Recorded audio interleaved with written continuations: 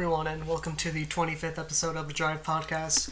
You know the spiel by now. I'm Kyle, joined by Jared, and today, it's more the same from last week, which is a rarity for us, isn't it, Jared? Oh yeah, no Flyers and Sixers really. It's just Eagles and Phillies again this week. Yeah, pretty much. Just a little bit of Sixers as they unveiled their new unis. Obviously, as Nike now becomes the apparel sponsor for the NBA, and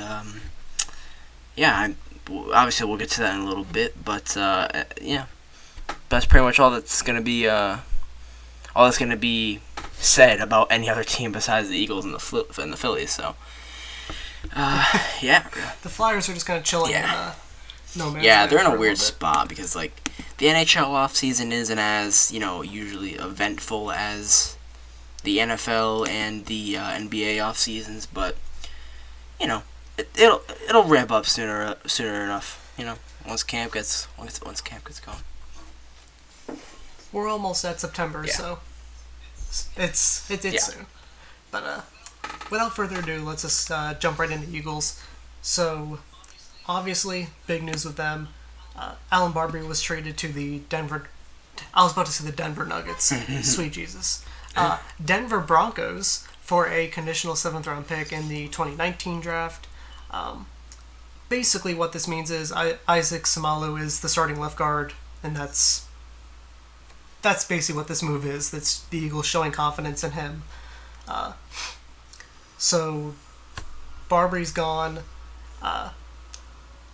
and along with that, they released the beloved, the cherished Marcus Smith, the 2014 first-round pick. Yep, the best first-round pick in recent memory, obviously. Oh yeah, He's on the. Who cares about Lane Johnson? Yeah, he signed with the Carson Wentz. Who cares? He signed with the Seahawks, I believe. Brought him in. So he's gonna get 20 sacks next season. Yeah, probably.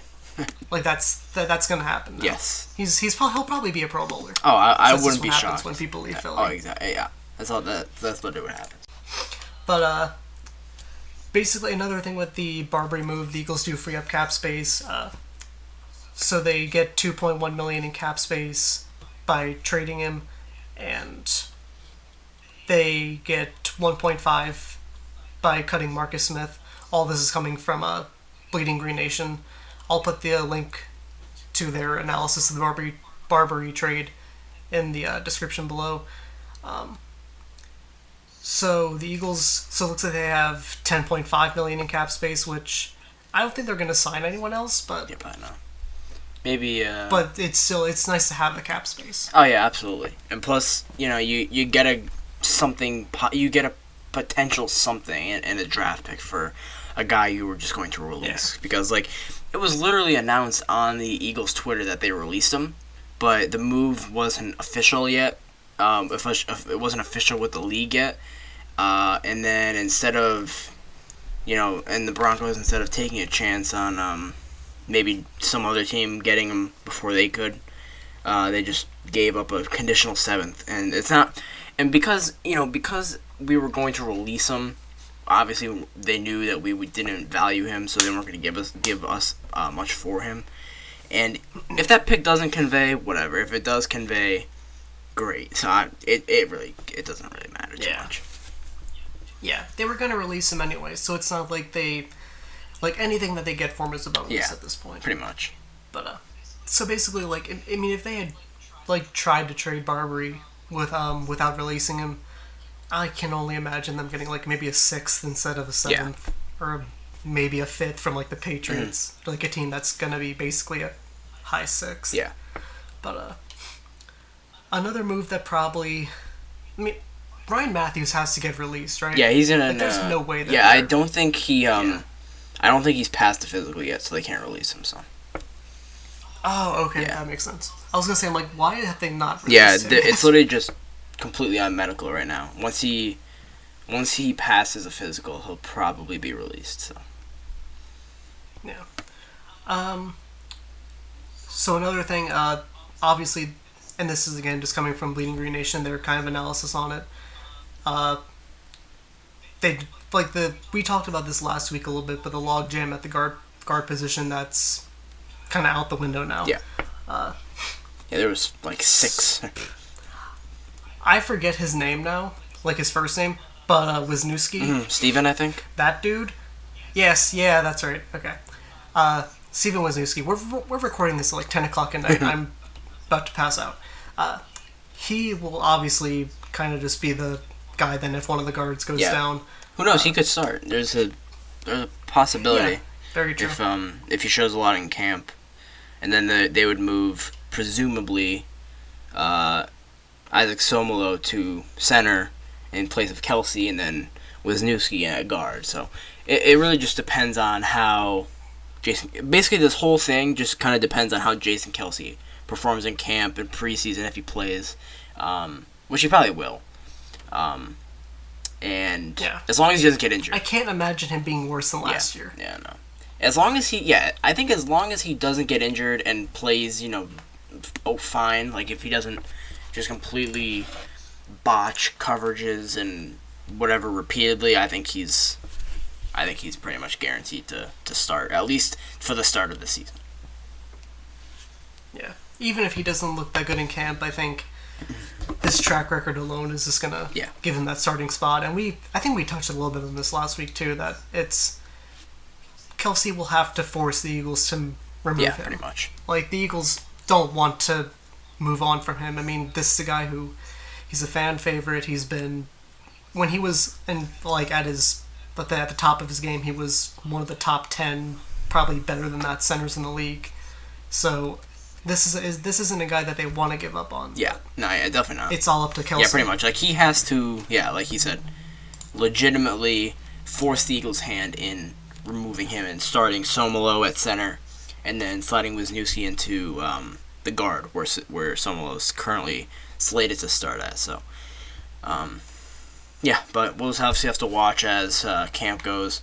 They play a game. The Eagles are their first game in preseason is next Thursday. 10th? Yeah, next Thursday. So that's holy shit! It's football season. It's crazy. I can't. Yeah, the next Thursday is the first, or tomorrow, or Thursday. Tomorrow, if you're listening to this on the day it dropped, is the last Thursday with no football until like January. So, yeah, there you go.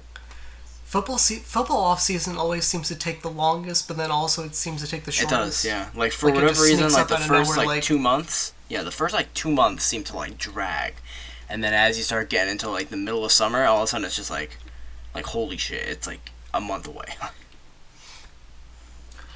I'm so excited to see Alshon Jeffrey. Oh, same. Like that is the thing that I'm looking forward to. Like I'm excited for the defense, but man, it's so nice to just have a receiver who will be able to catch the ball consistently. Yeah, and who can be a deep threat and a go up and get it guy and just everything basically. Basically the best thing since T.O. Yep. But yeah, like basically.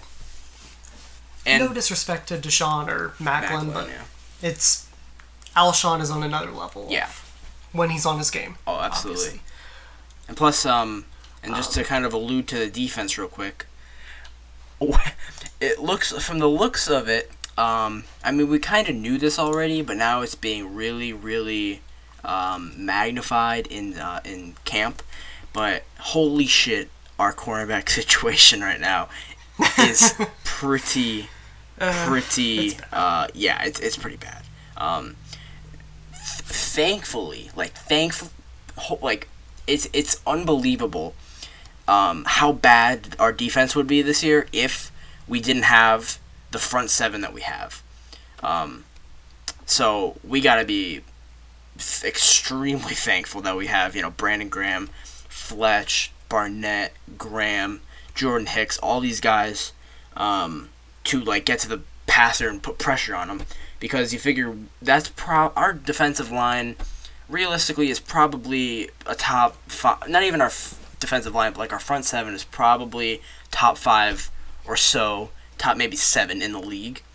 So if we can get to the quarterback, force the issue, it's going to make it life easier on our cornerbacks. So we'll obviously, we'll have to hope, but at this point, I mean, at the beginning of camp, it was pretty much like Jalen Mills and Patrick Robinson were going to start. But now, I mean, Patrick Robinson gets burned on... Patrick Robinson's been getting burned by Shelton Gibson, who's having a horrendous camp. Pretty bad. Worse than Nelson Aguilar.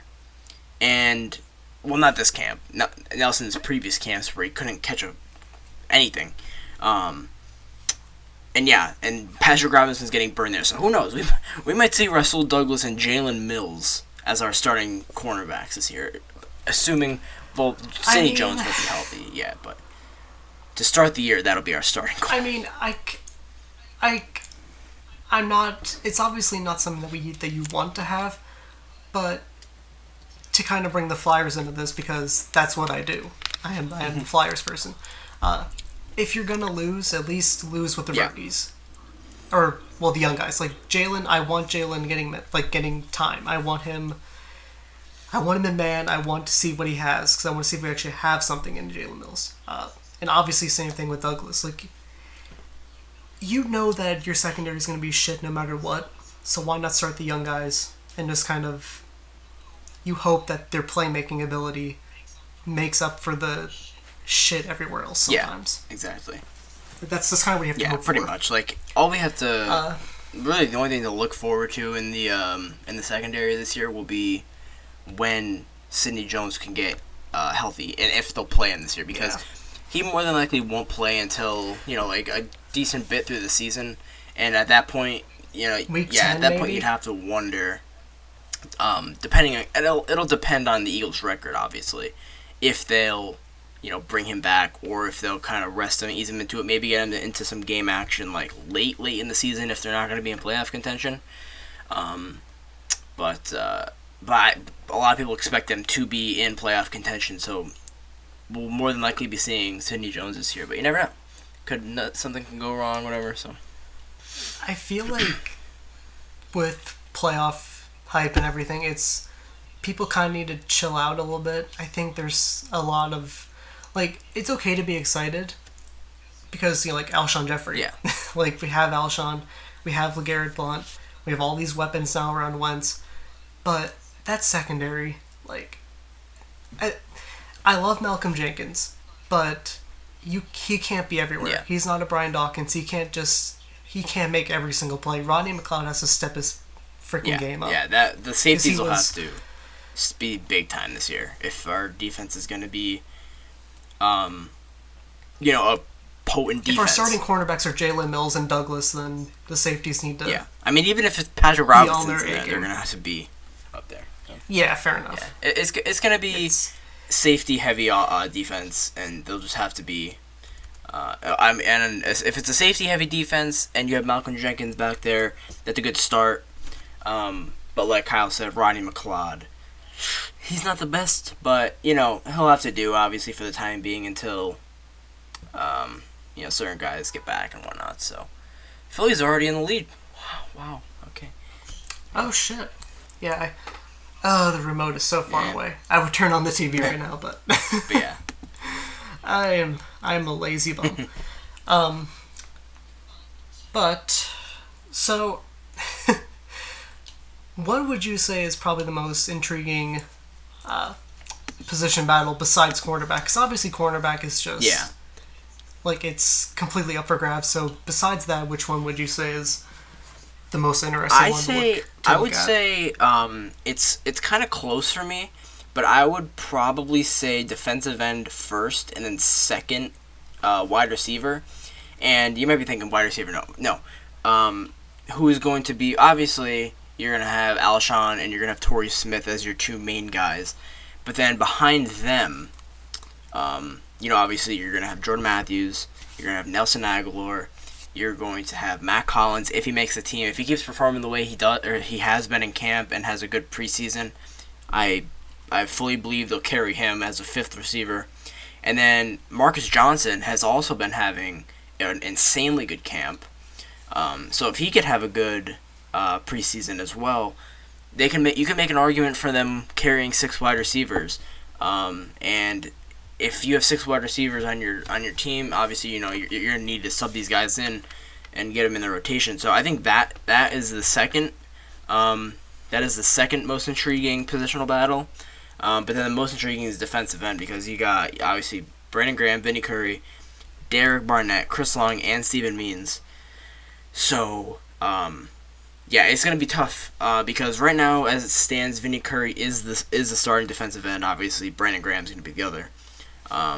Chris Long, he should get a good amount of reps, but Derek Barnett he can very well take the starting job from Vinny Curry. So it really just up to this point is pretty much up to Derek Barnett to take the role from Vinny Curry in camp and in preseason, and then go from there. But still, you're gonna have to get solid reps and rotations of Brandon Graham, Vinny Curry, Derek Barnett, and Chris Long, which it's a problem because that's a lot of snaps that you need to give to 4 guys, but it's a really good problem to have. So, yeah, I think those are probably the 2. And you can keep guys more rested that way too. It's all of them are going to be a lot fresher. So the hope is that obviously if they're fresher and they're not as worn out, they're going to be more effective in their pass rush and stopping the run. So you hope that happens. We'll see if that actually does happen, but I agree. Defensive end's going to be crazy. Tight end might be one of the more underrated things because at some point you think they kind of want to see what they actually have in Trey Burton. Mm-hmm. We kind of know what we have in him, but he still just barely gets reps compared to Ertz and Selleck. And man, if Ertz doesn't step up this year, I can't imagine going another year this is gonna be the year. This is his breakout year. Yeah, Ertz. I don't know. He's got to step up at some point. Yeah, you see, the thing with him this year is, so what's kind of hindered his performance, in my opinion at least, is, it's been said a gajillion times. Our quarterbacks never really had guys to throw to in the last 2 seasons. And that's kind of when Ertz was supposed to hit his stride, but never could because of, when you're basically the only guy on your team and you're a tight end, you're the only viable receiver on your team who should, catch a lot. He's going to break tackles, obviously, because he's tight end.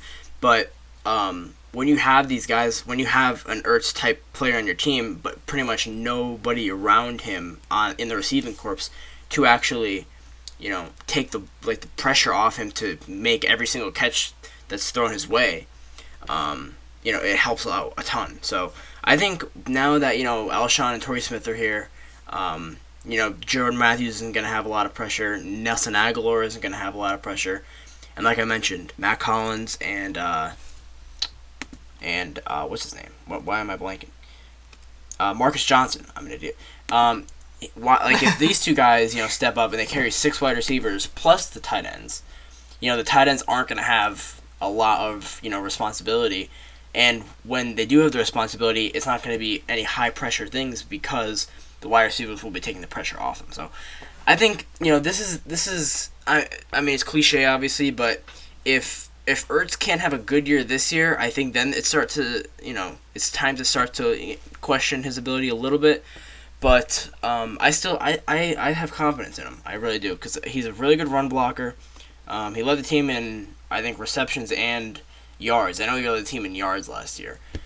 So it sounds right. Yeah.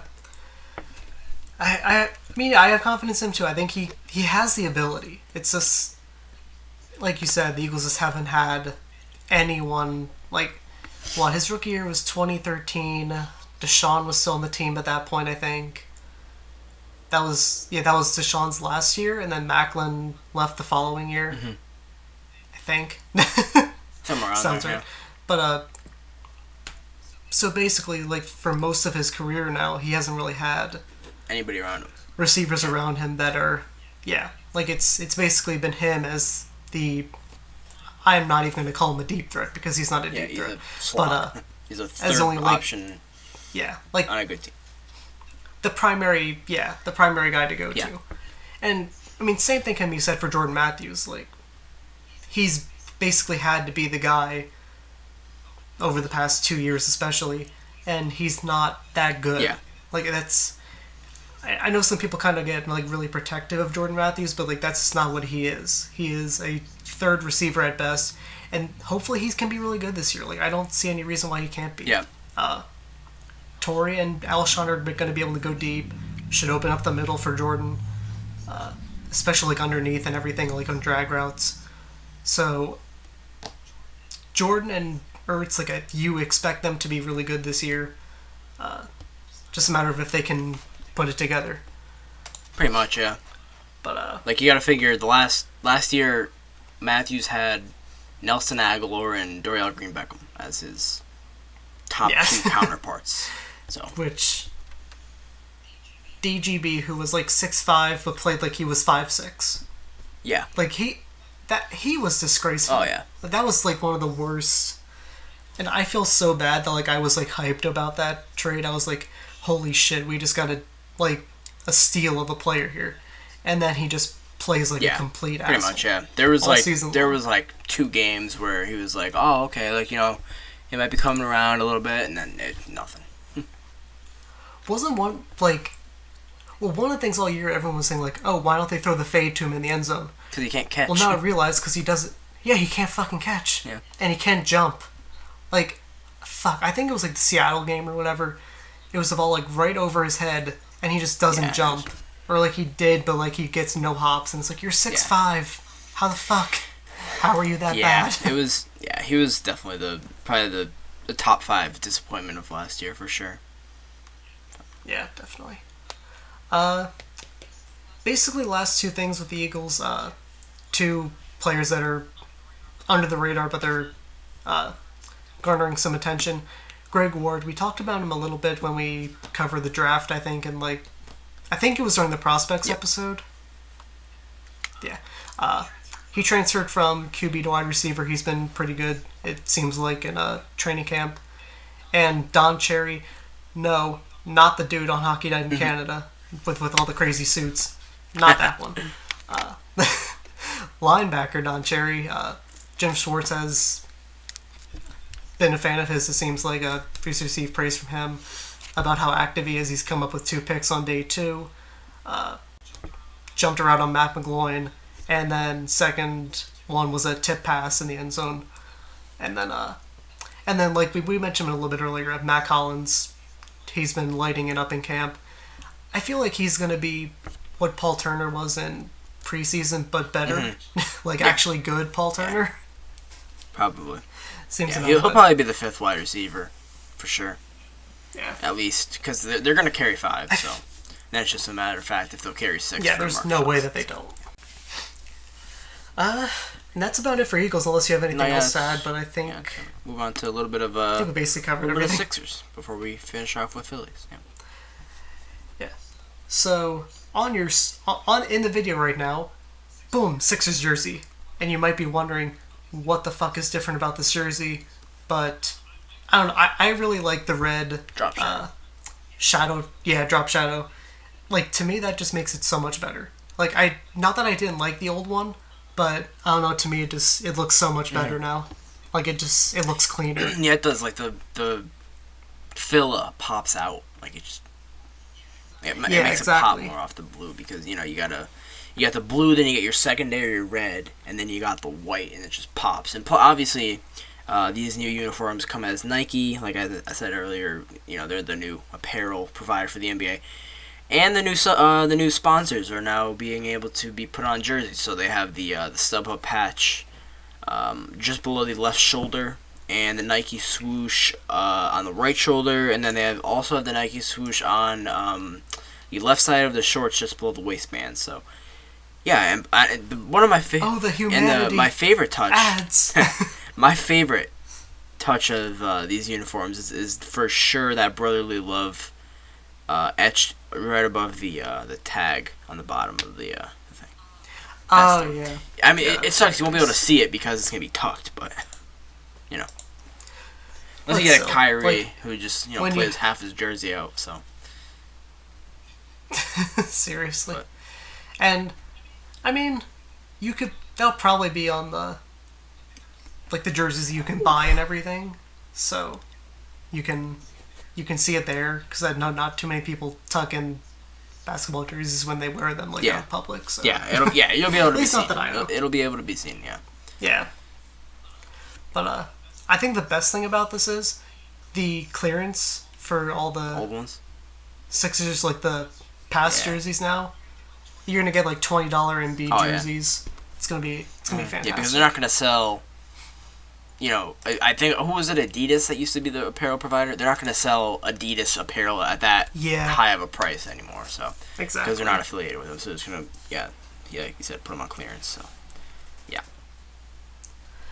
So basically, check out every website possible, every store that sells basketball jerseys. Yeah, pretty much. just keep checking them all. Yeah.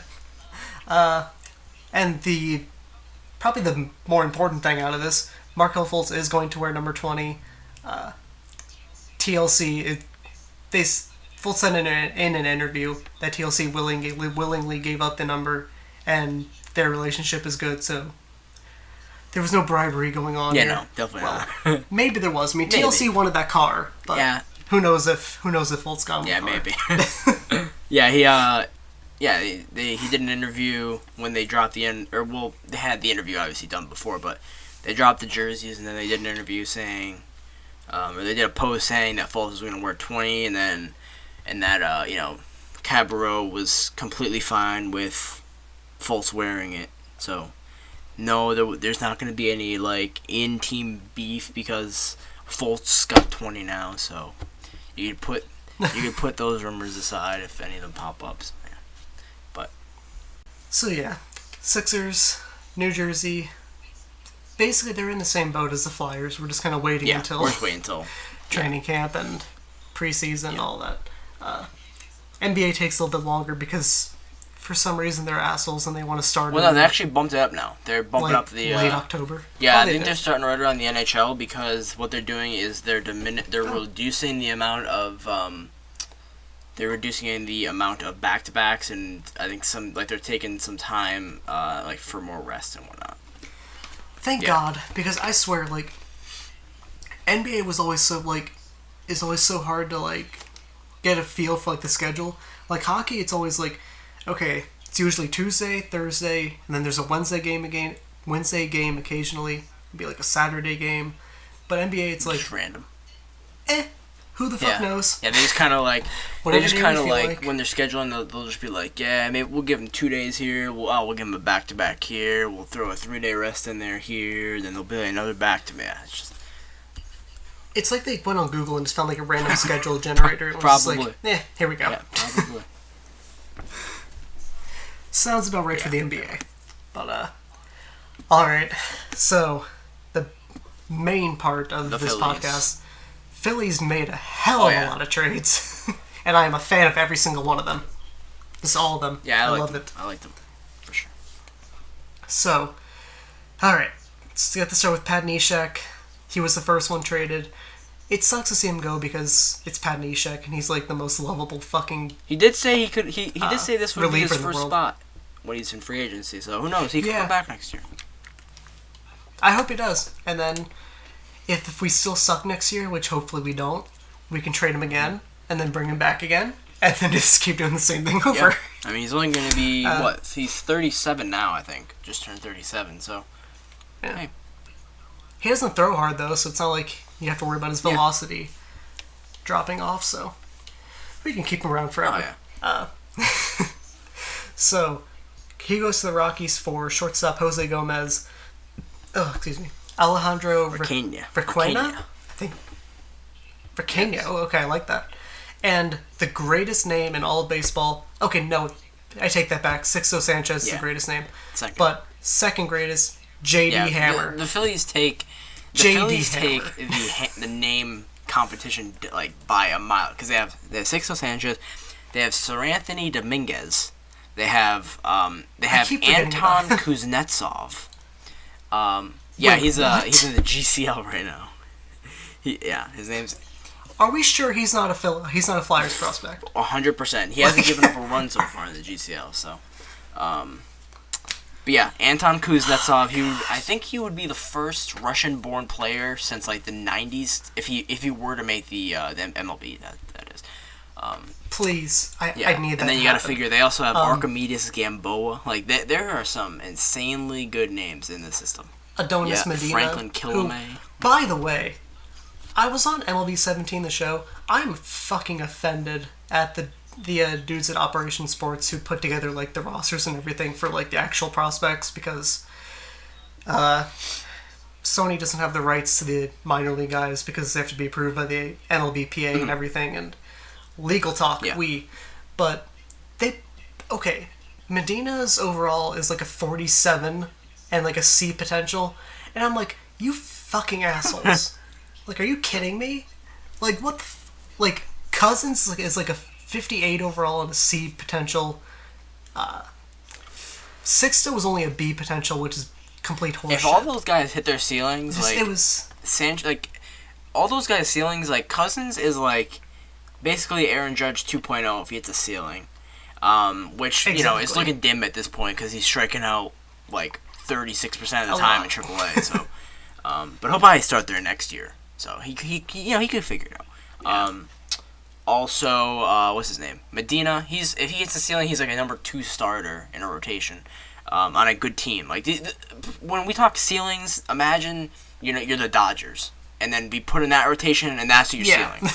Or be put on that team, that's your ceiling. And then Sanchez is an ace.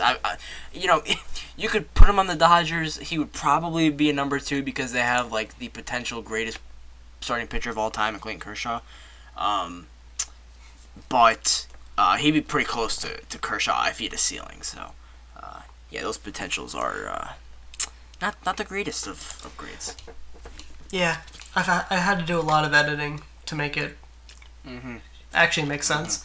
And of course, as soon as I did the edits, Medina suffered a head fracture in the franchise mode. Oh. So, that was fan-fucking-tastic. Yeah. So anyway, other than my rant about fucking MLB 17, the show, Jose Gomez goes into the 19th spot on the top 30 prospect rankings on MLB.com. I believe that's it for the Rockies prospects that made it on there.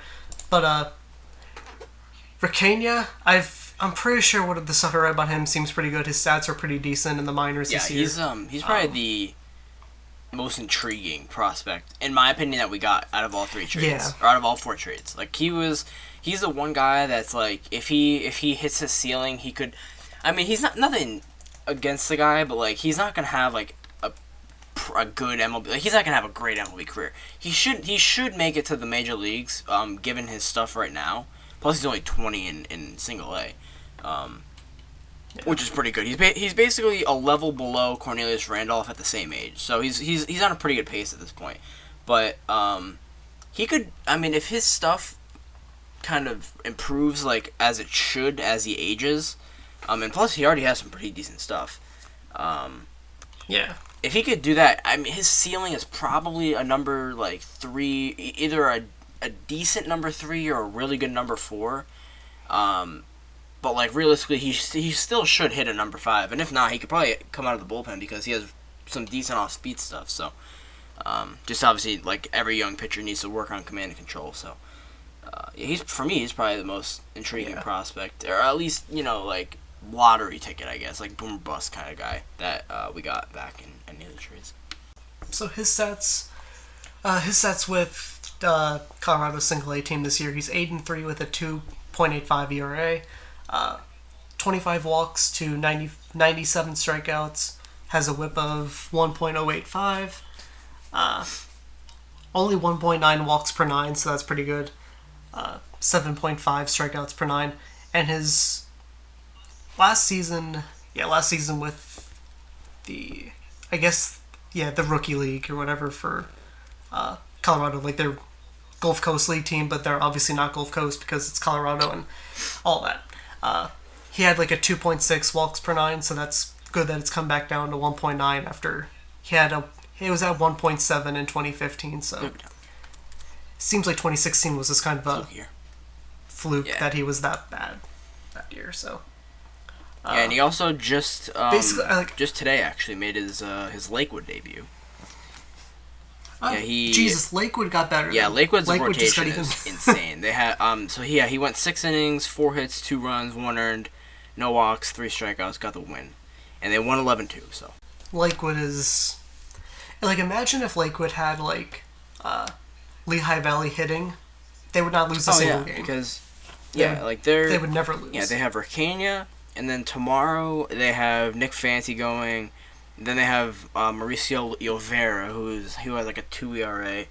Plus, you got to add Medina, Bailey Falter, Bailey Falter might have got bumped to Clearwater. I'm not sure, but I think he's in Lakewood. And then I think he still is, but their rotation is wicked good right now. They have 5 of the top, or they have 4 of the top 10 in ERA in the South Atlantic League. So if you have a chance to go to a Lakewood game. Go. I very much recommend doing so. especially the ticket's probably like $10. 6-0 day, especially on 6-0 start. If you have any, or buy a MILB TV. Ugh, God. Buy that because it's only like $40, $30 right now, and most of the time you can see 6-0 pitch. I think. Yeah, I think Lakewood's on. They're on a pretty little often. bit. I don't think every single one of their games are on, but the only. It's not everyone, but it's the only teams that are always on are Reading and Lehigh Valley, but the other 3 affiliates are on sparingly. You'll see a few times a year, so. And if you live in PA, I'm pretty sure you probably can see the Iron Pigs games some way. Because the channel, I get their games all the time, where it's Reading, but it's usually Lehigh, but still. So next player trade was Howie Kendrick. Us and the Nationals in 1-for-1 deals. Yeah. Papelbon for Pavetta, and now Kendrick for Mackenzie Mills. Can't talk. He's very good. I like it. Yeah. I like it a lot. Yeah, he's another one. Him and Racania are probably my two guys that I'm most excited to see or to watch, at least kind of see what they become, because if they hit their ceilings, if this kid hits a ceiling, he should be a pretty solid pretty solid pitcher down the line. So. And the best thing about him is he's a lefty, and we need left-handed pitchers. And he's a 10.1 K per 9, which is really good. To put that into perspective, Adonis Medina, just because we were talking about him, and I know off the top of my head, as a matter of fact, I believe he has about a 10.4 K per 9, and he is a number 2 possible ceiling, likely number 3. So, I mean, I don't think Mills isn't that high of a ceiling, but it's up there. I think it's a 4 or a 5, but a pretty good 4 or 5, in a rotation. So I'll look it up quick because I'm really curious now. At least for Medina, because I want to see. Well, I know Medina's is a 10.4 because I was just looking at it yesterday or something like that. Unless he started yesterday, which he might have actually, but I'm not sure. But basically, let's give a little while you're talking about, or while you're looking that up. I was kind of talking about Mills. He 4 pitches: fastball, slider, curve, change. Fastball is 89 to 92, top 94. Slider, mid to high-ish 70s. Curveball, high 60s to low 70s, and change, same as the slider basically. His fastball is pretty much the only pitch that he has kind of not down, but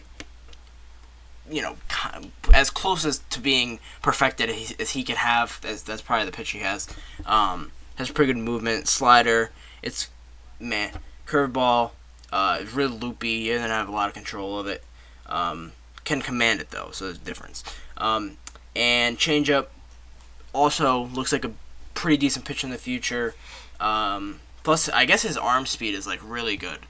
He has pretty good arm speed across the board and doesn't really show a lot of change in his slide or how fast he's moving or whatever when he's throwing different pitches. So if he could just control better, basically every other young pitcher, like I said before with with whoever Ricania. If he could just control his pitches better, he should be fine. But obviously, that's not a given. So I was looking up Medina and Mills, and I found out that in the top 20 K per nine in the South Atlantic League, the Phillies have Medina, Mills, Fanti, Falter, and Bricania. Mm-hmm. So the Phillies farm system is pretty fucking good. I don't think Sixto is whatchamacallit, like qualified. Has he not? He's not qualified for those because I know he was Yeah. out because they wanted to limit his innings. So he was out for a little bit, just kind of taking it easy for like half the season or so. So Sixto has to So be up he's in there probably up there too. though. Like, Yeah. Because let me check it out. Let's see, 5. Oh, what the fuck? his K per 9 Son of a is no, it's only an 8.55, so no, it probably wouldn't be. Oh, all right then. That's weird. I thought it would be. Weird. I thought it would be a lot higher. I mean, he Anyway, doesn't okay, but walk anybody, so it's kind of fine. Yeah, like he still has like 9 walks over like. He has a over many innings this year. 1.2 walk per 9, and that's as a 19-year-old. Oh well, I mean, pretty much 18-year-olds because he hasn't started yet since he's turned 19. So, oh wait, no, he might have actually. He might have started. No, he did. He started the day after he turned 19. So, yeah. Which was the same day that I turned 22. So, Sixto, we are best friends. Best friends forever. We'll get him on the podcast in the future. Dude. Hey, I will lose my effing shit. I mean, Ricky Sanchez got Tony Roten on. I think we can get Sixto Sanchez. Fair enough. Yeah. I mean, Skip Bayless still gets people on his show, so we can. Very true. We can do anything. Very true. So, Howie was traded to the Nationals for Mills, and then Jeremy Hellickson. I don't know what the hell Jeremy the Orioles Hellickson. are doing. I genuinely don't know. Okay, first of all, 20 minutes before his start, the Phillies are like, wet conditions. Yeah. He ain't starting. And everyone was just like, so he's traded. And the Phillies are just like,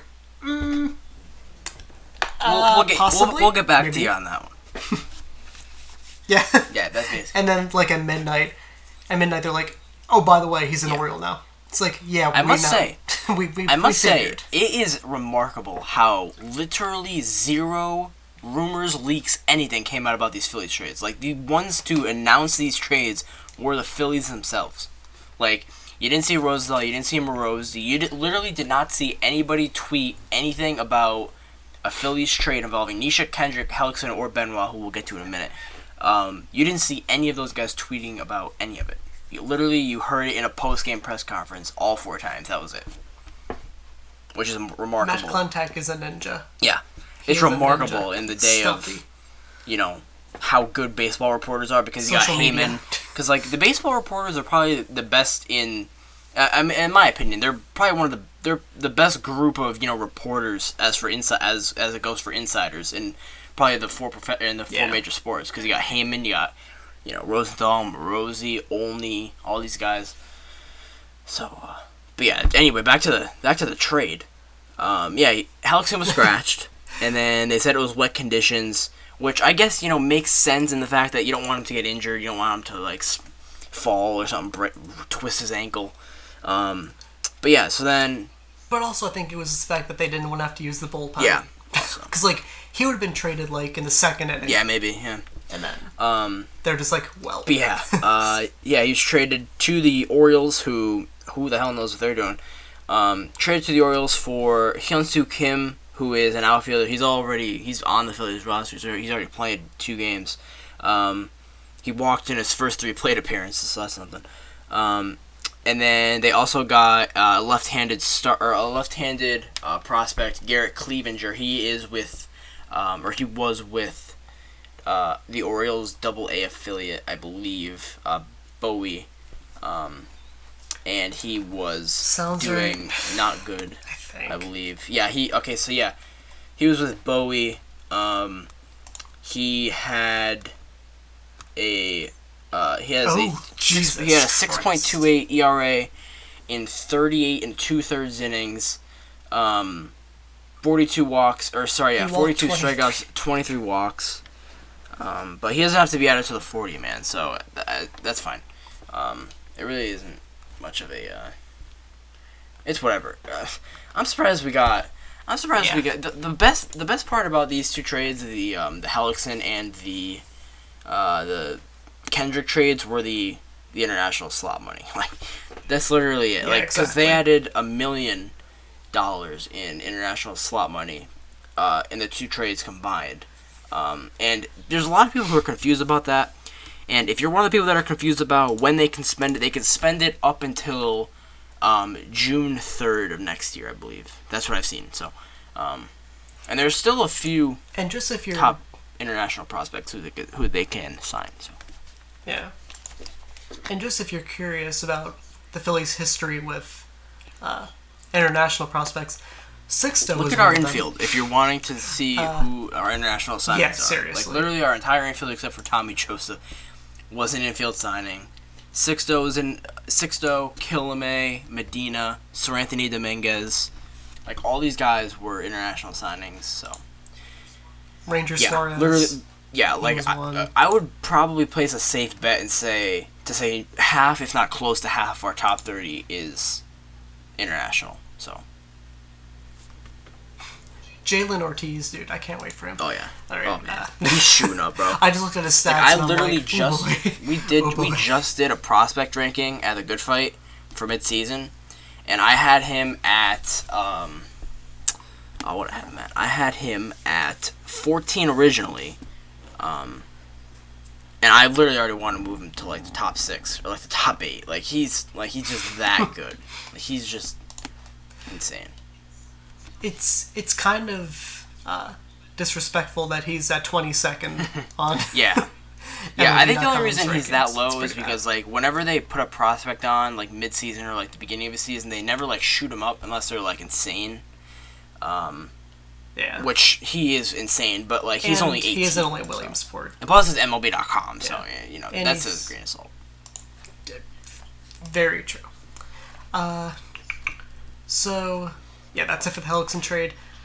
I can't believe they got rid of Joaquin Benoit. I can't. Like, I'm still in I shock. can't believe about they that. got a live That's- human body for Joaquin Benoit.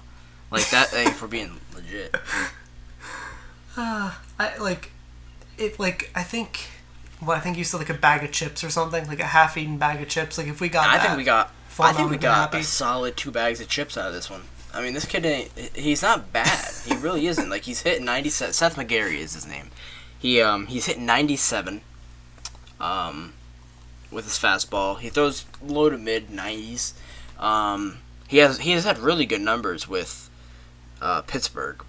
Pittsburgh's high A affiliate. Granted, he is 23, which is probably about a year or two old for the league. So he should be having a good season. But he, 1.34 ERA, only 6 earned runs and 40 in the third innings.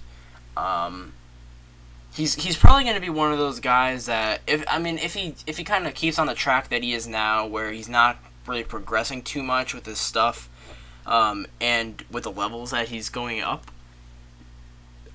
he's gonna probably end up being one of those Michael Marriott, Colton Murray type guys where he'll come up, he'll be okay in a major league bullpen for maybe a few months, maybe a season, but then everybody will kind of know what he does and what he throws and everything. So then he'll suck for like the rest of the year, and then he'll just be kind of bounced in between if they need relief help in the majors and spend most of the time in AAA. That's probably what this guy's going to be, but that's fine. Like we got rid of Benoit, so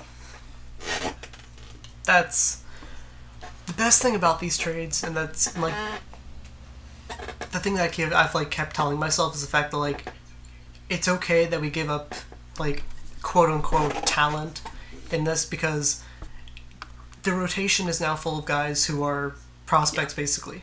I mean, Nola and Eichhoff aren't really prospects, but now we got Pavetta in there.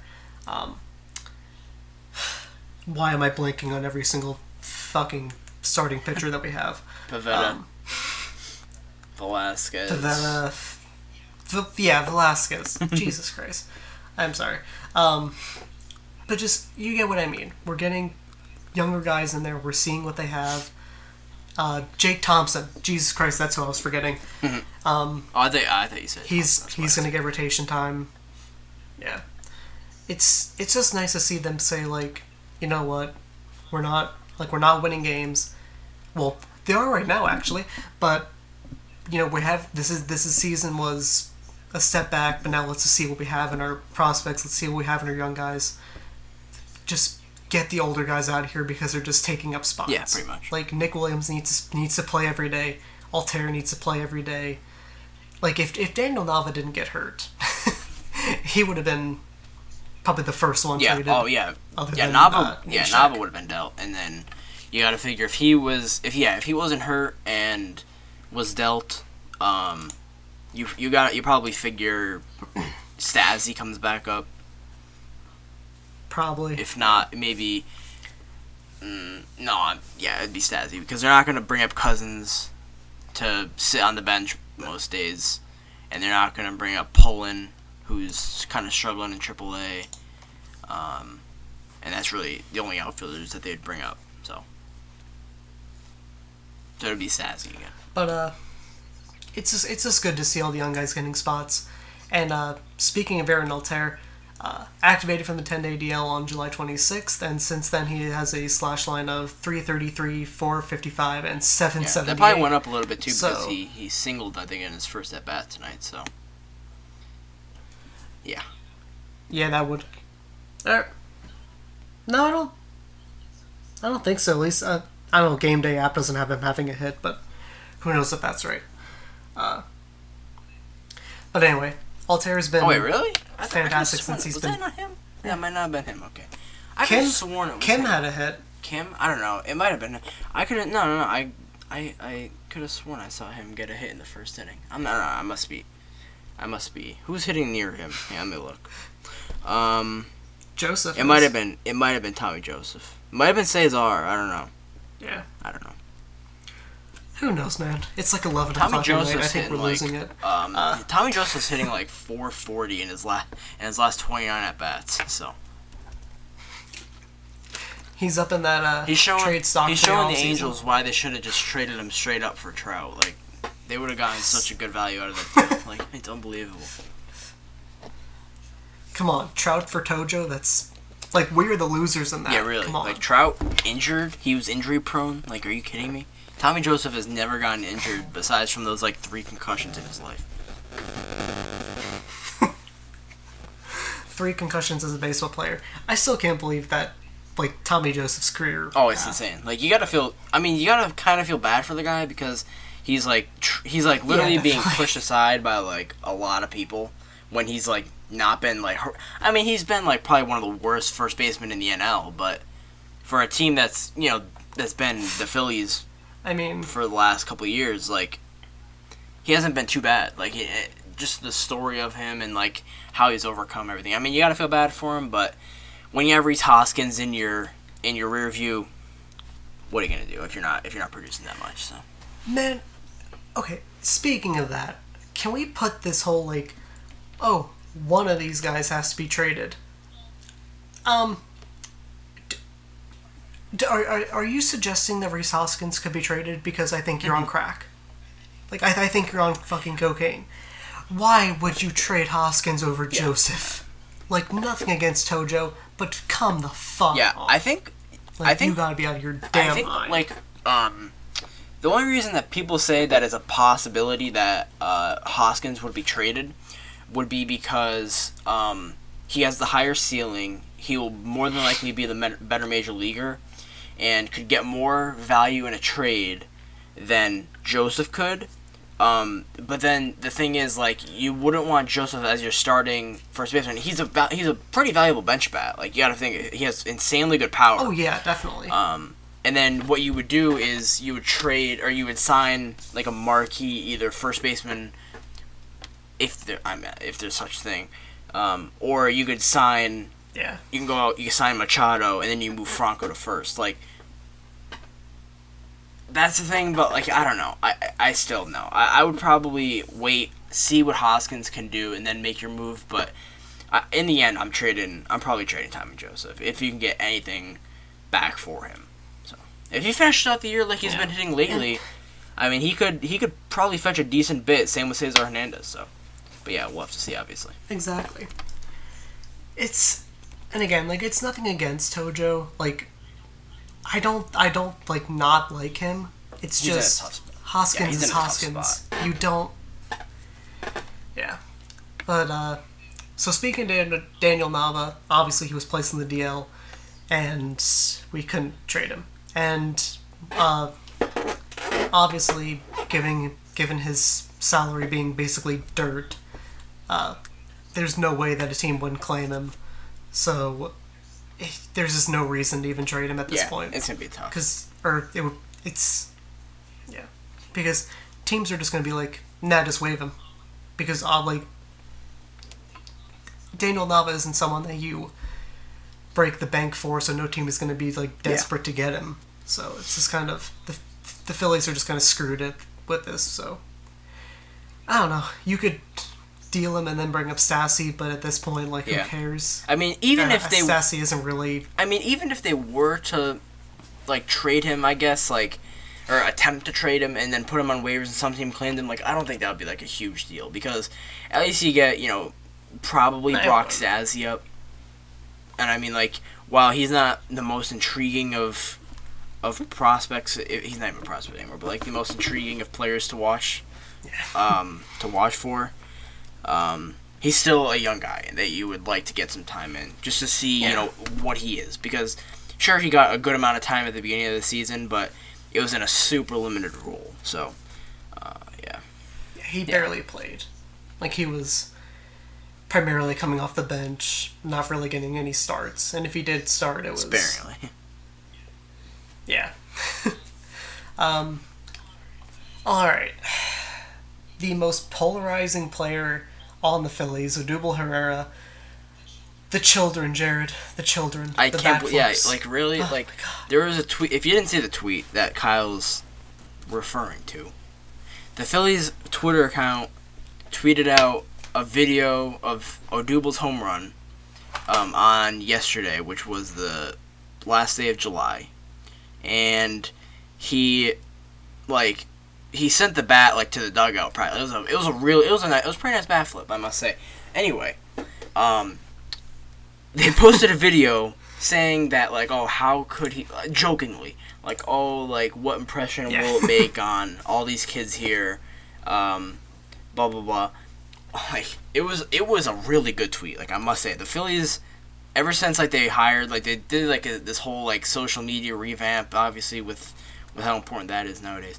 But, their tweets have been insanely good. But yeah, Odubel.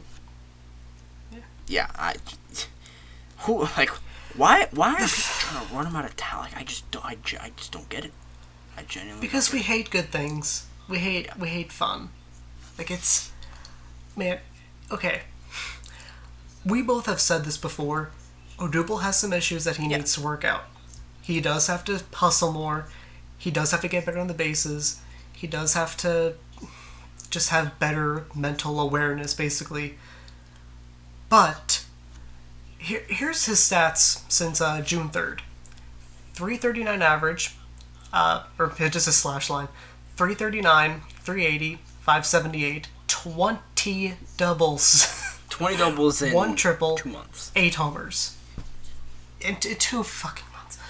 And then since July 3rd, he's basically batting 400, 450 OBP, and then 691 slug, 7 doubles, 6 home runs. Like, Phillies fans, don't complain about the team sucking and then say, Odubel Herrera needs to be traded. Like, you are so fucking clueless. Like, it's pathetic.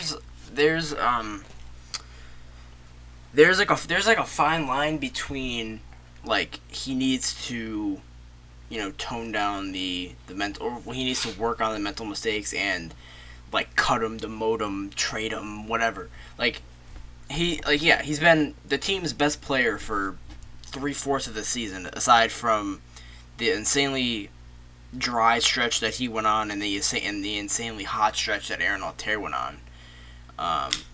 Other than that, he's been the team's best player the whole year, pretty much. And in May, everyone sucked.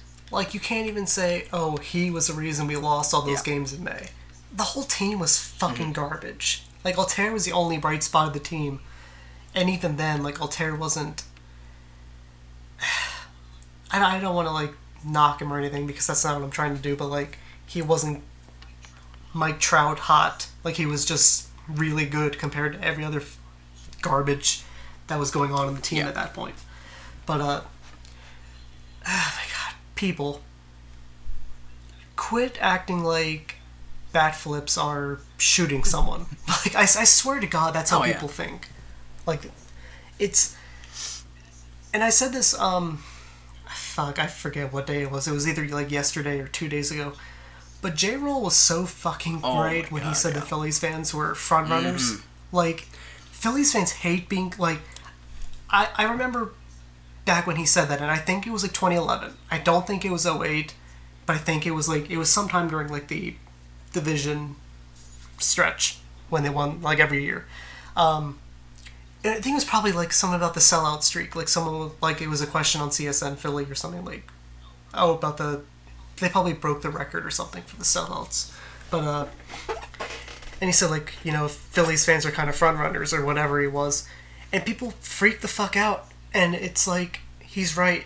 Phillies fans, like, look at the attendance. They're not there.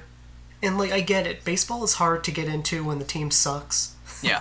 Like, it's hard sometimes. Oh, it's tough. But, like, you don't see Cubs fans not coming to games. The Cubs have sucked for how many fucking years, and they came to games no matter fans what. Just even cross sports. Like, yeah, like, I just... it's a pain. Like, I love Phillies fans, but sometimes they're just clueless about... A lot of stuff. Yeah. They're... A lot, and speaking of J-Roll, basically. like, he did a lot of what Odubel does now, except that he did it on a good team. Like, so no one cared about it. I have another point to make about that. Scott Rowland, when he was here, everyone bitched about, oh, he doesn't speak to the media. He's quiet. He's not a rah-rah guy. He's a quiet leader. Chase Utley comes along. Does the same thing. It's fine. But the difference is, Rowland was a part of losing, Chase was a part of winning. This is coming from me, the biggest Chase Utley fan on this fucking planet. So don't try to act like... excuse me? Second. Bitch. fuck you. But, like, you get my point. Like, Chase did the same things that Rowland did, was praised for it. Odubel's doing the same things that Jimmy does, gets shit for it. Like, Phillies fans need to realize how backwards they can be sometimes, and it's not all of them. It's just it feels like the majority sometimes. It really is just like a... I'm not even gonna say a select few because it's a little bit more than that, but it's like it's a weird minority that seems like the majority. Like it's like a weird thing because like most Phillies fans don't think this. Like they don't care about bat flips, they don't care about whatever. No. But like for whatever reason, like it just seems that like whenever this stuff happens, like everybody who hates it like says something about it. And, like, it just seems, like, so overwhelming and that they're the majority, but they aren't. So. And, like, again, and I love Chase Utley. Like, Chase is my favorite Philly of all time. He always will be. But he kind of fucked every other Philadelphia Philly ever that comes after him. Because every fan expects every player to be like Chase. They expect them to be... You hit a ball, you put your head down and 90-year-old... run. Yeah, no, that's not how it works anymore.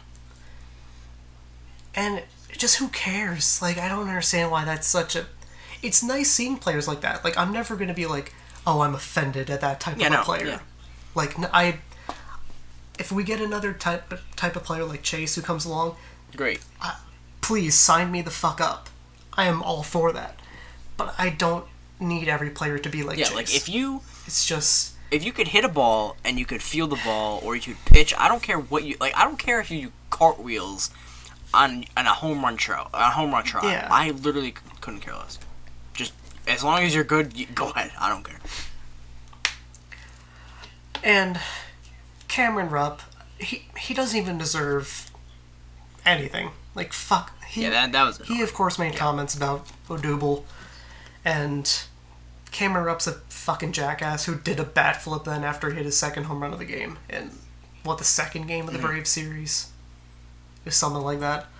But, yeah, Cameron Rupp's a jackass. He's, like, and you know he's gonna find this because he retweets all the haters now. So he's gonna retweet this podcast and try to get a shit on Twitter. The Cowboys suck. Cam. I told you. Exactly. Fuck Texas. Anyway, yeah, Cameron Rupp's a jackass. Odubel, we love you. Never change. So, a little bit of a minor move.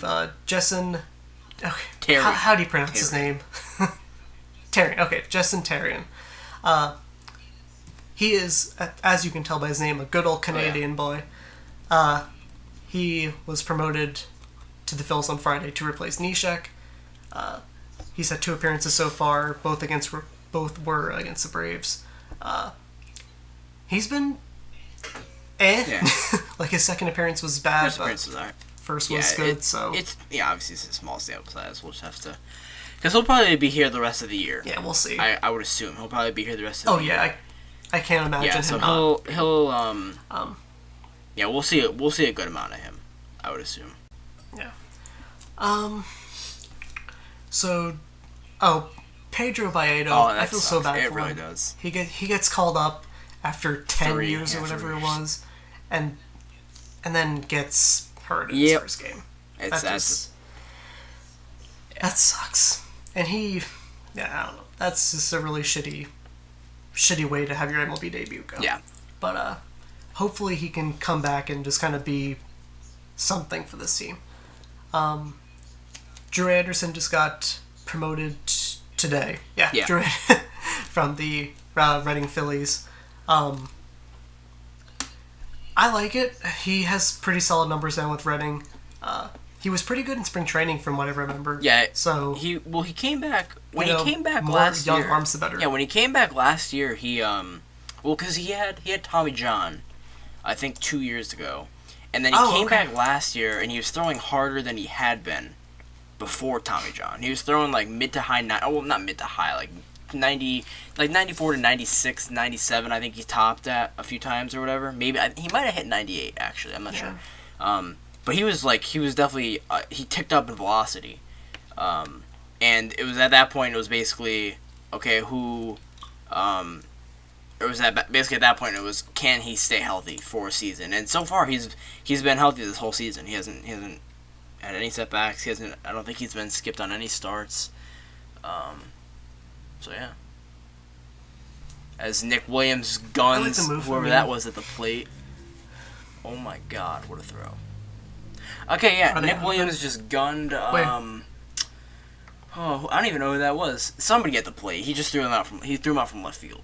I love Nick Williams. Oh, he's an awesome guy. He's an awesome guy. I'm trying to see who it was. We have to get him on the podcast too. It was, I can't see the name. I don't know. It's whatever. It doesn't matter. He got thrown out anyway. But yeah, Drew Anderson. So Phillies lead 1-0. But yeah, Drew Anderson. Pretty much, they didn't call up anybody else. So, a lot of people were kind of like, why him? Edubray Ramos, who obviously was sent down earlier by the Phillies, earlier this season by the Phillies, to kind of work on his stuff again.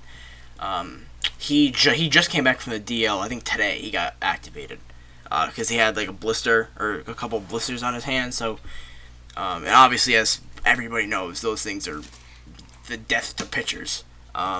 Ricardo Pinto, he is not eligible to be recalled yet because of the 10-day thing, and nobody went on. Like, if somebody were to have gone on the disabled list out of the bullpen, then he would have been able to be eligible to be recalled, but nobody did.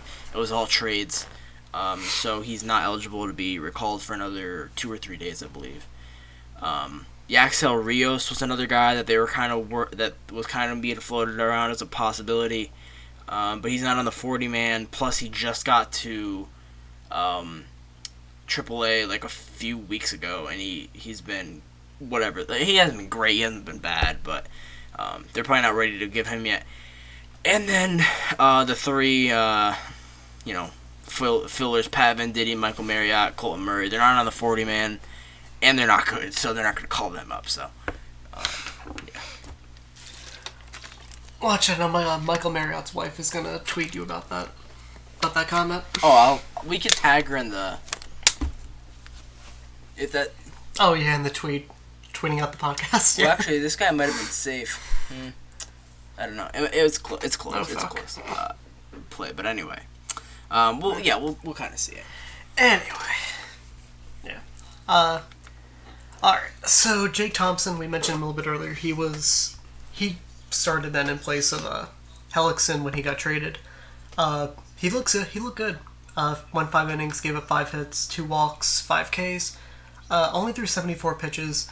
I know some people were kind of like why didn't he only throw that little? But he had just gotten called up. Yeah. Like he probably only got there a few hours before the game started. So it was short notice, and they were up 8-0 in the 5th. So I think the Phillies were just let's just get him out on a good note. Don't need him. Yeah. Getting in any trouble and hurting his confidence. Yeah, pretty much. And like you said, he did well. He pitched pretty well. He's not a big strikeout guy. I mean, he did get 5 strikeouts in 5 innings, which it's not too bad. That would obviously go out to a 9 strikeouts per 9. But he's not a big strikeout guy. He probably won't be that. He's definitely not going to be a 9 strikeouts per 9 type of guy. Unless I will say if he can get his secondary stuff back, because when he came up at the end of last year when they needed the arms, and they kind of tweaked with his mechanics and his delivery, and ever since it's kind of been his stuff, he's kind of lost it. So if he can get the stuff back with his new delivery, he could be a pretty solid starting pitcher, because obviously he was dominant in AAA last year. Everybody forgets how good he was in AAA. He had a 2 ERA through an entire season of pitching before getting called up, and then obviously struggled up in the major leagues. But he's... And remember, he was one of the main pieces of the Hamel seal. He was... People kind of forget how good he was heralded to be, and it's just, like you said, they mess with his mechanics, and he's been just kind of in a funk ever since. But hopefully he can get back top 5 prospect for the Phillies, practically. On every publication, pretty much, that matters. Basically, which excludes MLB Pipeline and Baseball Baseball America. It's during times, but on Baseball Prospectus, Winkleman's rankings, Keith Law's rankings, which, contrary to popular belief, don't get me wrong, they wouldn't be my first option, but they're not too bad, especially for a one-man crew. I mean, I'm sure he has help, but for him being the final kind of decision there as a one-man guy, I mean, he does a pretty good job, I gotta say. And Fangraphs. I can't imagine doing that. Tough. I would like it, honestly. I would like doing that, because I like covering minor league guys. I like kind of, Yeah, it's fun, and especially when you gotta especially if you're just doing for one team and you have the Phillies to cover. It's just look at all of them. They're all so beautiful. So, Phillies starting pitching has been really good. 5 straight games of 5 innings and no more than 1 earned run. Nola's been outstanding lately. Thompson, as we said, was really good in his start. Eichhoff seems to be getting it back together. Vince Velasquez, he finally went 7 innings. Let's get it. He did it. Yes. He did it. And one of like the main thing that I saw with Vinny was he actually looked like what I've kind of wanted him to do for seemingly forever now, and just like he didn't seem to be focusing on the strikeouts. Mm-hmm. It was kind of like just let it be hit. Like my defense can bail me out if I really need it. And he was pitching when Freddie made that Chase Elliott play, right? Or no, that was Pavetta, I think. Wait, it might have been Velasquez. I forget. No, because Pavetta was yesterday, and Velasquez was Sunday. It's gonna bother me if Velasquez was Sunday. No, it was Sunday. It was Sunday. You're right. All right. So yeah, I will. Maybe I'll put the video of the Galvis play in. You've probably seen it already, but I don't know. What pops out about the Phillies rotation right now, is that the old man of the bunch is Jared Eichhoff at the ripe old age of 27. Yeah. Because we got two 24-year-olds in Nola and Pavetta. Velasquez is 25 and Thompson is 23. And then you got to figure if down the line, Zach Eflin or Ben Lively get a call, Eflin's 23 and Lively's 25. So basically, it's really good to see though, because I was so tired of Jeremy Hellickson. I was so tired. That's the every time that I saw him pit that he was the probable pitcher, I was like, fuck. He had the weirdest tenure.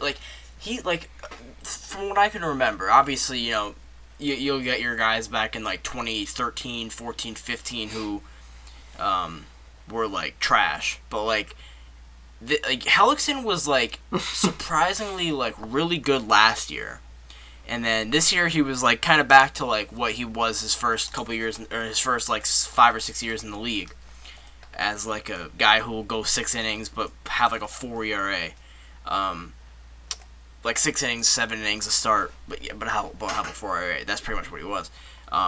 But his tenure with the Phillies was just so weird, even though he was good for the most part. It was weird. It was a very weird situation with Hellickson, obviously, because we thought he would get traded last year, didn't. We extended the qualifying offer to him, thought he would decline it and go on the free agency, sign a long-term deal. Didn't do that. He accepted the qualifying offer. Then we traded him to the Orioles of all teams. Everything about Jeremy Hellickson's time with the Phillies, and even in the trade that got him out of Philadelphia, was weird. So yeah, Jeremy Hellickson just, and this was the guy who was 4-0 and had a under 2 ERA in April. He started out the year so good, and then he just fell off a freaking cliff. Yeah, Jeremy Hellickson. He's one of the weirdest players that's had one of the weirdest times in Philadelphia that I think we've seen in the recent memory. I think that's so. Okay, we'll just do a quick thing on JP and Kingery quick. I will put a picture, I guess, of the mid-season prospect rankings, just because I think that's easier that's than my mid-season prospect ranking, by the way. Yeah. Okay, I'll figure it out. It'll be in the video somehow. But yeah, so JP Crawford, contrary to popular belief, he's pretty good at baseball. He's pretty good. So in July, slash line of 281, 389, which 389, sweet Jesus. Yeah. Oh, that's so good. 635, 4 doubles, 8 doubles since. Yeah. 8 doubles since June 20th. Okay, yeah. I understand what you were saying. 3 triples, 8 home runs, 16 walks to 21 strikeouts. I mean, this just seems like his coming out party. He's finally getting back to what he was doing in Reading, except better, hopefully. That's what obviously is the hope. He's got to get a September call-up, right? See, the thing with him is I think he does because of him having to go on the 40-man at the end of the season to be protected from the Rule 5 draft. Yeah. Oh. Because this okay. was his last year. So I definitely. think you see the only thing is like he doesn't have to get called up to be put on the 40 man. Like he could be put on the 40 man like after the season because you have until I think it's like 5 days or something like that or like a week beyond like the last game of the World Series to finalize your 40 man, I think. Before it's like locked in for the Rule 5 draft. So he's going to he will be added. Like there's no question. He's going to be added. But I actually hang on. Let me just pull it up real quick. I did it on my phone in my notes. But so I kind of did like a thing where who should be added to the 40 man, and I came out with 38 guys. But there are some, like guys who might be added or might be taken off, like a Cam Perkins or like a Brock Stassi, Valentin. The only reason I think Valentin's like listed at the 40 man is because of his he's on the 60-day DL, which gives him MLB service time. So technically, he's like he's not going to be a rookie when he gets called up. Like he would have already had MLB time, even though he isn't playing anyway.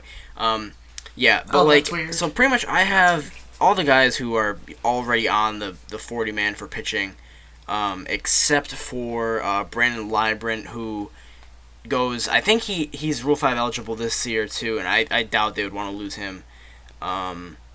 As well as especially since he's a and then as well as Drew Anderson's already on the 40 man, so he's fine. Jason Terrian obviously got added. They'll probably want to keep him on. Pinto they'll keep on. Obviously Pavetta, Ramos, Torado, Milner. Milner might be a guy that could get off it. Lighter, depending on what he can give them. But yeah, other than those guys, really, there's not gonna be any real surprises at pitcher, I don't think. But then catcher, obviously, they're only gonna have 2 unless they sign a guy that they're gonna bring in for next year, which I doubt. Alfaro and Knapp, obviously. And then the infielders, the only guys that they have to add are Crawford and Hoskins. They don't have to add Kingery.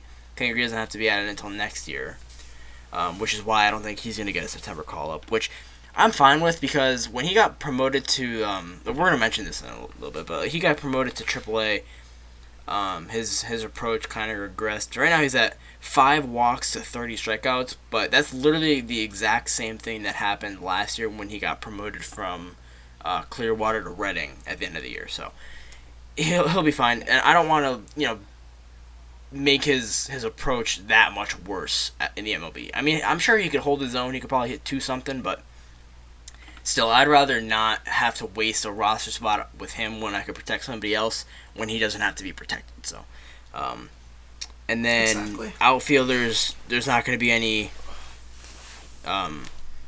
surprises. Poland, he'll probably get added, and Carlos Tocci, his 6 years in the minors his 6 years in the minors is up, so he'll have to be added to the 40 man if the Phillies want to keep him. So, but JP, yes, he probably gets a September call. It's especially especially like you said with the Rule 5 thing. Like they're not going to let him get to that point. Obviously, he's JP Crawford. They're not going to do that. But yeah, it makes sense and gives us more reason to hope to wait for September. I mean, they're going to make the playoffs. Obviously, Lehigh is ridiculously good. Like all of our minor league teams have really good right record. Now. I think the Threshers have the worst and out of all of them. Yeah, above 500 or something like that. Let's see here. Close. Lehigh Valley is 66-43. Reading is 57-49.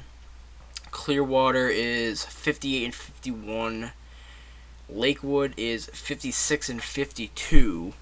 And then Williamsport is 22-17. So, yeah, they're all above 500, at least by 4 games.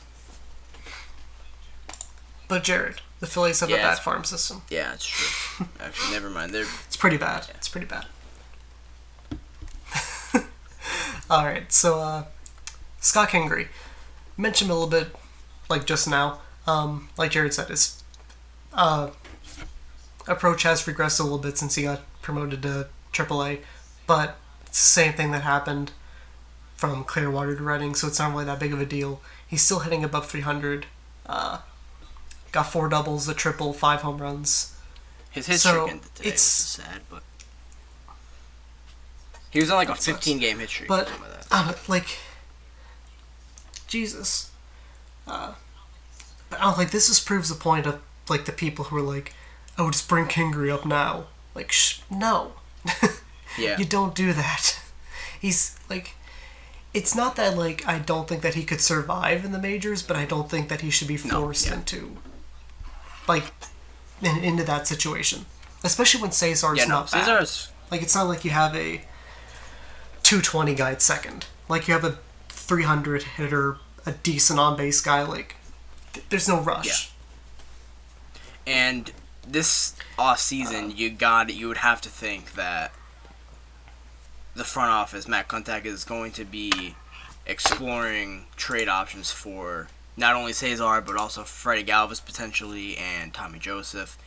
Yeah, a lot of trade negotiations. Like, winter meetings are going to be interesting because Matt Contact is going to be like, so Tommy Joseph, Freddie Galvis, Cesar, you want them all? Yeah, there's a very real possibility that 3/4 of our infield could not be or will not be on the team next year.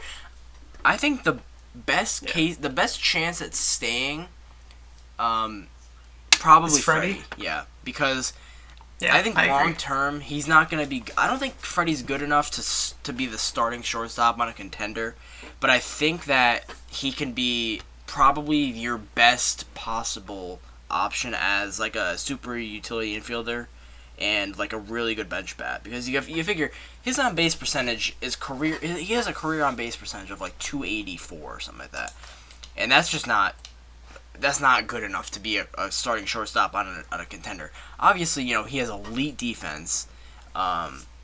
He's probably the best defensive shortstop, if not like top 2 in the league, and you got to figure he has decent pop. I think he has like 12 home runs this year or something like that, maybe 11. 11. But yeah, I mean, like he doesn't have the his walks I think are up a little bit this year. Strikeouts are I think a little bit down, maybe about the same, but still, he's not gonna be he's not anything special. He's not J.P. Crawford at his ceiling. Like, I saw this on Twitter the other day. Galvis at his ceiling is a pretty good major leaguer, right? It's about an average, maybe slightly above average shortstop. But J.P. Crawford at his ceiling is like a cornerstone franchise player. So I'm taking that all day long. And I've said this a few times, I think, but like the worst case scenario for JP is a better on base guy, Freddie Galvis. Like, that's JP at his worst. Like, that's literally like his worst case scenario. So, when your worst case scenario is better than the actual of someone else, then it's and like, we like Freddie. Like, we don't think that he's a bad player. It's just he's not good enough to be a starter on the team that we hope is contending for an Elise and World Series in the next coming years. Much. All right, so that about wraps it up for this episode. Hot take. It's gonna be about the Phillies, and just my hot take is people in Phillies fans need to take a second and remember how long rebuilds take. People in this city genuinely forget how long the rebuild took for the 08 World Series to happen. Okay, the longest tenured player on that team was Pat Burrell. He was drafted in 1998. That is 10 years in the making. Yeah. Rebuilds in baseball take forever. It sucks, I know, but the end goal, the end product is worth it, especially if it wins World Series like the Phillies did. Pat was... Oh, wait, actually, Jimmy was drafted in 96. So the rebuild started in 96. People, it takes fucking forever. I hate people who are just like, oh, just bring up Hoskins now, bring up Kingery now, bring up all these guys now. It's like, in hockey you can do that to an extent. In baseball, in basketball, you obviously have to do that because there's no minor leagues really. I think the D League or the G League or whatever the fuck it's called is just a joke of a. It's just, here's our shitty and like below average, like below average NBA players who can't make it. Like, that's all it is. The NFL, obviously, like, you just put them in there right away because there's no minor leagues. But with baseball, like, there's however many fucking levels of minor leagues. Like, it takes a while. You can't just bring them all up. It doesn't work like that. And it takes time. And if you have a player like Odubel Herrera, the best player on this team, you don't trade him as you're trying to rebuild. Like, you don't do that. Like, he's young. If Odubel Herrera was, like, 30 years old, 29, I get it. You trade him. You definitely do. But he's not. You're just trading away a young asset when you're complaining about not winning. It doesn't make sense. And rebuilds take a while. Yeah. That's my hot take. What the weird thing about, like, the differences in these rebuilds is, if you look at the 08 title team, right? All those guys were relatively, like, getting up there in age. Like, Jimmy was probably right around 30 or so. Chase about the same. Howard. I'll look it all up, 'cause now Howard was obviously up there because he just turned 38 at the end of last year, and that was 8 years ago. So. All right. So yeah, here's the ages of this Phillies starting lineup. Chooch was 29, Ryan was 28, Chase was 29, Jimmy was 29, Feliz was 33, Pat was 31, Shane was the youngest at 27, Worth was 29, the rotation, Cole was 24, Jamie was 45 years old. Sweet Jesus. Brett Myers is about 36. Brett Myers was 27. Yep. He was pretty young when he got him. That's true. Like, he was called up in like 02. Something. I thought he was 33. No, man, like, Myers was weird, like, because he was called up when he was like 20. Because in 02 the Phillies were like, we almost won the division last year and now we kind of suck. We should probably try to win. So they were just like, Brett, here you go. Kendrick was 23. Adam Eaton, 30 years old. Rest in peace. But, like, you get it. I get that waiting for guys sucks, and, like, Chase was probably ready before the Phillies called him up. Like, he was probably ready. Same thing with Ryan. But sometimes those extra years just make them better when they're actually in the majors. And I don't know about you, but I'll take that every day.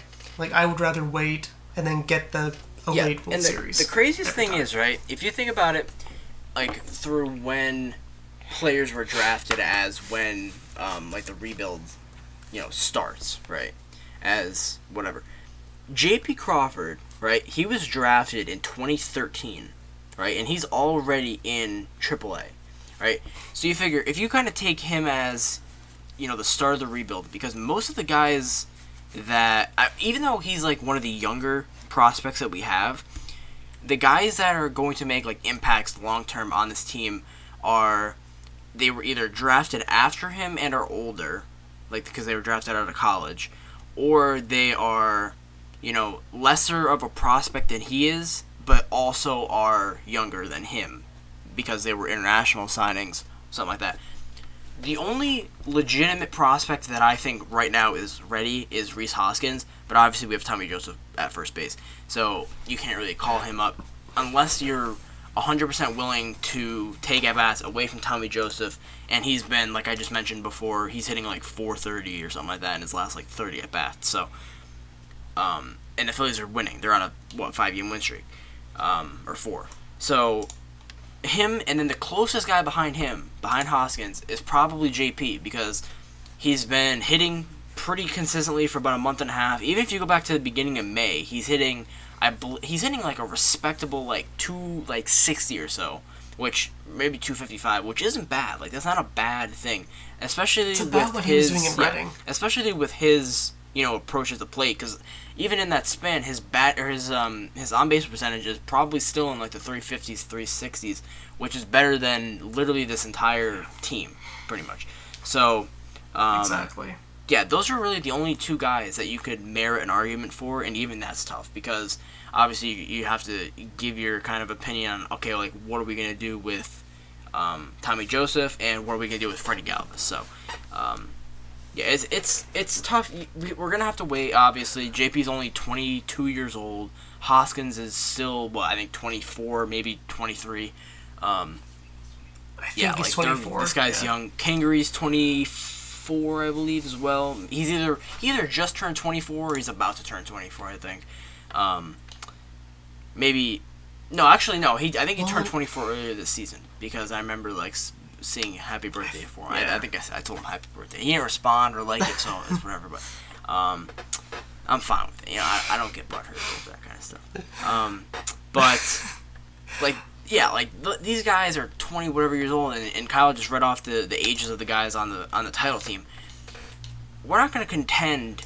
We're going to be good next year probably, and the year after that we're going to be back to next year. I wouldn't be surprised if we were around like 500 or so, but the year after that, when JP probably had a full year under his belt, Kingery's probably in his either first full year or his second kind of full year if he makes a team out of camp next year. Hoskins is probably in his second year. Obviously, you're gonna see what you're gonna do with Franco. Odubel's still gonna be here. Altair, Williams. You're gonna have maybe Harper coming inside, Machado coming inside. Like we have all these options. Then plus by that time, 2019, 2020, that's when Sixto Sanchez is slated to come. Franklin Kilome is slated to come. Sir Anthony Dominguez, Adonis Medina. Like, everything's going to be coming at that one time. And when you have a lot of mid-20s plus Bryce Harper and Manny Machado who feel like they've been in the league for 40 years, but they're 25 years old, 24 years old, how?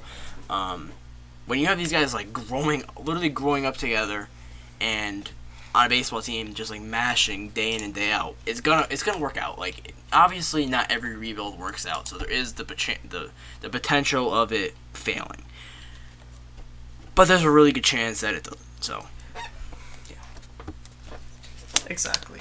And like I was gonna read off like the ages of all the like the '08 team, like when they got called up. Basically it's about like 23, 24, and that's not that old. Like, it's really not.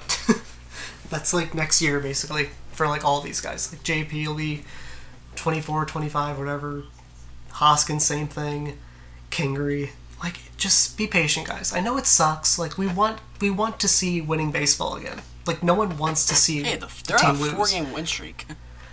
But exactly, and they are still winning right now? Yes, they're up 1-0. Yeah, Nola's right through 4 scoreless. So, knock on wood, because I'm paranoid. But, yeah, just the point is, be patient. It sucks. It really sucks waiting. But just remember, waiting got us the away World Series. And if this group of guys gets us just one World Series, I don't care. I'm happy with that. Obviously, you want more, but one World Series. And honestly, is just, like with this group of guys, like I know it's really weird to say and it's really weird to hear, but like when all those guys, when Rollins, Howard, Utley, all those guys, Hamels, when all of them were brought up, right? They were on the teams where, and they were brought up with a front office that didn't really get development as much as this current front office does. So they had a good portion of their development in the major leagues, right? When, obviously Nick Williams, everyone was calling for Matt Contakt's head when he wasn't called up for the first 2 months of the season. And then he got called up, obviously, the end of June. You see him come up, he's hitting almost 300 in his first month. So he's pretty much, he's still gonna develop. Obviously, every hitter develops when they're in the major leagues. Like Miguel Cabrera, he's probably still he's the craziest thing to hear, but he's still probably developing, pitch recognition and whatnot against different pitchers as they come in the league and as they develop different pitchers. But anyway, these guys who are they're going to be about the same age, if not a little bit younger than, Chase, Ryan, Jimmy, Cole when they were brought up, right? And they're going to be better developed than they were coming into the league than those guys were. And you got to figure when you're hitting your stride at 25, 26, 27 years old and you have the potential to win, titles, not like, all of our other guys when they were pretty much about 30 years old, which is when you generally start to kind of hit your decline, unless you're Jamie Moyer, but it's promising because these guys are going to be hitting, their primes at 25, 26, and that's going to be scary when you have all these guys with the potential free agent, power of a Harper or Machado or both, Trout in 2021. Like, it's going to work out. I have a feeling it's going to work out. I have confidence in the front office, and we'll just, obviously, like Kyle said, we just have to wait and see, but I have confidence. I couldn't agree more. Yeah, so that's about it. We went a little bit longer than I thought we would. Phillies for a while. We get passionate about their the rebuild. Like, I was gonna make some shitty joke, but no, no.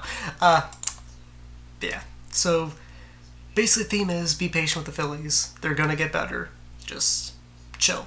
Just enjoy the bright spots for now, and then the prospects will make it all better in a few years. Even a few months. Yeah, exactly. Even a few weeks. Yeah, that about does it for. This episode. Next week, probably the same thing, just Eagles and Phillies. I don't think there's not gonna be anything to talk about the Flyers. Yeah. Sixers probably not either. Pretty much just be a preseason preview for the Eagles. Yeah, basically until September, it's gonna be only Eagles and Phillies. I think. Probably. Because I don't think unless the Flyers sign like Yarmir Yager. Yeah. I just don't think we're gonna have anything to talk about. Sixers which camp. I wouldn't be opposed to them doing. But Sixers camp. All right. So yeah, that's about it. Thank you guys for listening, watching, whatever you're doing. Be sure to leave a like on the video and subscribe to the channel. And we will see you next week. Peace out.